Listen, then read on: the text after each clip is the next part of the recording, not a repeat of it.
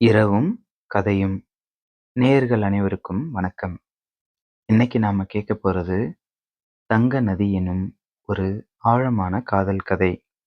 இந்த காலத்துக்கு இது எவ்வளவு பொருத்தமான கதைன்னு தெரியல. ஆனா இதையே நீங்க ஒரு 1000 வருடங்களுக்கு முன்பு வாழ்ந்து உங்களை சுத்தி இந்த கதை நடக்கிறதா இருந்தா உங்களுக்கு கண்டிப்பா பிடிக்கும்.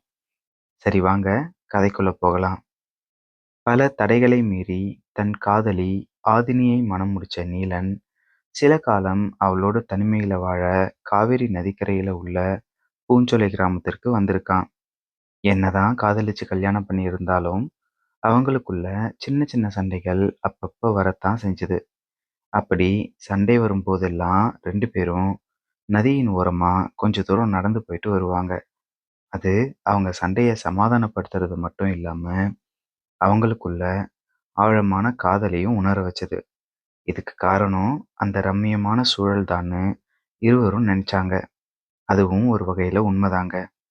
சலசலப்பின்றி அமைதியாய் ஓடும் நதி, சுற்றிலும் பூஞ்சோலை, சுற்றி சுற்றி ரீங்காரமிட்டு மலரை மயக்கி தேன் உண்ணும் வண்டுகளின் இசை, உயர்ந்து வளர்ந்த மரங்கள், தென்றலில் தவழ்ந்து விழும் அதன் இலைகள், இதற்கிடையில் கோர்த்து கொண்ட 10 விரல்கள், உரசி செல்லும் இரு தோள்கள் என இருவரும் நடந்தால் சண்டை சமாதானமாகத்தான் செய்யும்.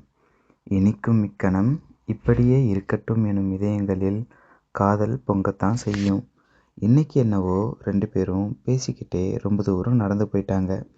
சூரியன் மறைய இருள் சூழும் நேரத்துல திடீரென நதி பொன்னிறமா மின்ன இருவரும் ஆச்சரியத்துல அப்படியே உறைஞ்சு போயிட்டாங்க. அந்த வழியா தன் மகளை அழைத்து வர செல்லும் ஒரு வயதானவரிடம் இதை பற்றி கேட்க, அவரோ ஒரு காதலன் தன் காதலியை இந்த நதிக்குள்ள தேடுவதாகவும் அவன் கொண்டு வந்த ரத்தினங்கள் அவனுக்கு ஒளி வீசுவதாகவும் சொல்லி ஒரு காதல் கதையை சொல்ல ஆரம்பிச்சாரு.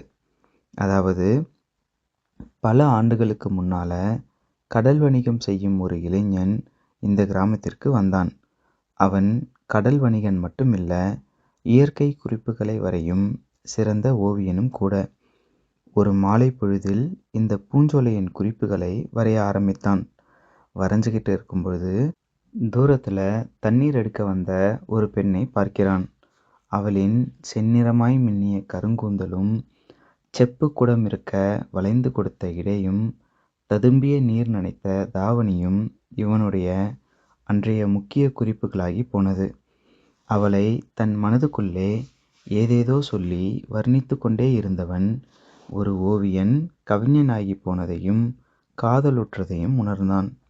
மறுநாள் மாலை அதே நேரத்தில் அவளுக்காக காத்திருந்தவன் அவளிடம், என்னுடைய இந்த ஓவியத்திற்கு என்ன பெயர் வைப்பதென்று தெரியாமல் தவிக்கிறேன்னு சொல்ல, அவளையே ஓவியமா வரைஞ்சி அவகிட்ட தந்தான். முதலில் வெட்கப்பட்டவள் பிறகு கோபமாய் பார்த்ததின் அர்த்தம் புரிந்து கொண்டு, என்னை மன்னிச்சிடுங்க, இயற்கையை வரையும் என்னால் பேரழகை பார்த்த பின் வரையாமல் இருக்க முடியவில்லைன்னு சொல்ல, மௌனமாய் இருந்தவள் மாதவி என்ற பெயர் இந்த ஓவியத்திற்கு பொருத்தமாக இருக்கும் என்று தன் பெயரை சொன்னாள். அன்றிலிருந்து ஒவ்வொரு மாலையும் மாதவியும் ஆதவனும் சந்திக்க அவர்களின் நட்பு காதலாகி போனது. சில மாதங்களில் மாதவி தன்னை திருமணம் செய்து கொள்ளுமாறு ஆதவனிடம் கேட்க, அவனும் தான் இம்முறை கடல் வணிகம் சென்று பொருளீட்டி வந்து உன்னை மனம் முடிப்பதாக கூறிவிட்டு விடைபெற்றான். ஒவ்வொரு மாலையும் மாதவி அவனுக்காக காத்திருக்க 2 மாதங்களுக்கு பின்பு ஆதவனின் படகின் சில பகுதிகள் மட்டும் கரை வந்து சேர்ந்தது. அவனுடன் பயணம் செய்தவர்களோ பேரலையில் சிக்கி கப்பல் கவிழ்ந்ததாகவும் உயிர் பிழைத்த சில பேர் மட்டும் கரை சேர்ந்ததாகவும் சொன்னார்கள். ஆதவன் இறந்தான் எனும் செய்தி கேட்டும் அதை நம்ப மறுத்த மாதவி, அவன் நிச்சயம் எனக்காக வருவான் என்ற நம்பிக்கையோடு மீண்டும் காத்திருந்தாள். மாதவி நம்பியது போலவே ஆதவனும் உடைந்த கப்பலின் ஒரு பலகையை பிடித்து கொண்டு திசை மாறி ஆளில்லாத ஒரு நடுக்கடல் தீவில் கரை சேர்ந்திருந்தான். உதவிக்கு யாரேனும் வரும் வரை உயிர் பிழைத்திருக்க உணவு தேடி திரிந்த ஆதவனுக்கு ஒரு மரப்பெட்டகம் தென்பட்டது. அதை திறந்தவனுக்கு ஒரே ஆச்சரியம். அதில் பாண்டிய நாட்டு முத்துக்களும் கிரேக்க நாட்டின் ரத்தினங்களும் கண்ணை பறிக்க, தன் கப்பலைப் போலவே கடல் சீற்றத்தில் சேர்ந்து இப்பெட்டகம் இங்கு கரை சேர்ந்திருக்க வேண்டும் என்பதை உணர்ந்தான். சில மாதங்கள் கழித்து அந்த வழி வந்த கப்பல் ஒன்று அவனை மீட்டு பூஞ்சோலையில் சேர்த்தது. வழக்கம் போலவே மாதவியை சந்திக்கும் அந்த இடத்தில் அவன் மாதவிக்காக காத்திருந்தான். ஆனால் வெகுநேரமாகியும் மாதவியை காணவில்லை. மறுநாளும் அவளுக்காக அங்கே காத்திருக்க, இன்றும் மாதவியை காணவில்லை. ஆனால் நேற்று போலவே இன்றும் ஒரு பெரியவர் அதே இடத்தில் அமர்ந்திருப்பதைக் கண்டான். அவரிடம் சென்று மாதவியைப் பற்றி வினவினான். இவன் ஆதவன் என்பதை உணர்ந்த அவரோ கண்ணீர் மல்க அவனிடம், நீ கடலில் இறந்ததாய் உன்னுடன் பயணித்தவர்கள் சொன்னதையும் நம்பாமல், மாதவி உனக்காக பல மாதங்கள் இங்கே காத்திருந்தாள்.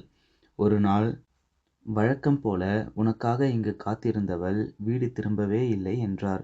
செய்வதறியாது உடைந்து போன ஆதவனின் கண்ணில் மாதவியின் செப்புக்குடம் பட்டது. அதில், ஆதவனே, கடல் சேரும் இந்த நதி என்னை உன்னிடம் சேர்க்கட்டும் அப்படின்னு மாதவி எழுதியிருந்தா. இத படிச்ச ஆதவனுக்கு மாதவி தான் இறந்துட்டு தான் நினைச்சு தன் உயிரை இந்த நதியிலேயே விட்டுட்டா அப்படின்னு புரிஞ்சது. மாதவி மேல் கொண்ட பேரன்பினால் அவளுக்காக கொண்டு வந்த ரத்தினங்களை அவளது செப்பு குடத்தில் நிறைத்து தானும் நதியில் இறங்கி மூழ்கி போனான் என்று பெரும் சோகத்துடன் இந்த கதையை பெரியவர் முடித்ததும், நதியின் அலைகள் இன்னும் சற்று அதிகமாக பொன்னிறத்தில் மின்னியது. இறந்து போன ஆதவனும் மாதவியும் தினமும் மாலை இங்கே சந்திக்கும் வேளையில் இந்த நதி பொன்னிறமாய் மின்னுகிறது என்று ஊர் மக்கள் சிலர் பேசிக்கொள்கிறார்கள். இன்னும் சிலர், இல்லை இல்லை, இன்னும் ஆதவன் மாதவியை இந்த நதிக்கின் அடியில் தேடிக் கொண்டிருக்கிறான், அதனாலே இந்த நதி பொன்னிறத்தில் மின்னுகிறது என்றும் பேசிக்கொள்வதாக சொல்லிக்கொண்டே பெரியவர் மெல்ல நதியை நோக்கி நகர்ந்தார். அந்த கணம் ஆதினியும் நீலனும் ஒருவரை ஒருவர் பார்த்து கொண்டார்கள். ஓ, இவர்கள்தான் நம்முள் காதல் பெருக்கெடுக்க காரணமோ என்று ஆதினி மெதுவாக கேட்டாள். நீலன் அவள் கைகளை இன்னும் இறுக்கமாக பற்றி கொண்டான். அந்த பிடிப்பில் பிரிந்த காதலின் வலியும் இணைந்த காதலின் இனிமையும் ஒரே நேரத்தில் ஓடியது. ஆதினியை பார்த்து அந்த பெரியவர், மகளே, நீ பாக்கியசாலி. இறுதியில் இப்பிறவியில் நீ ஆதவனை சேர்ந்து விட்டாய். இனிமேல் நான் உனக்காக இங்கு காத்திருக்கப் போவதில்லை, அதற்கான தேவையும் இல்லை என்று சொன்னபடியே அவரும் தங்க நதியில் கரைந்து போனார். இது யோகியின் தங்க நதி கதை. கதை பிடித்திருந்தால் இரவும் கதையும் சேனலை சப்ஸ்கிரைப் செய்யவும். நன்றி.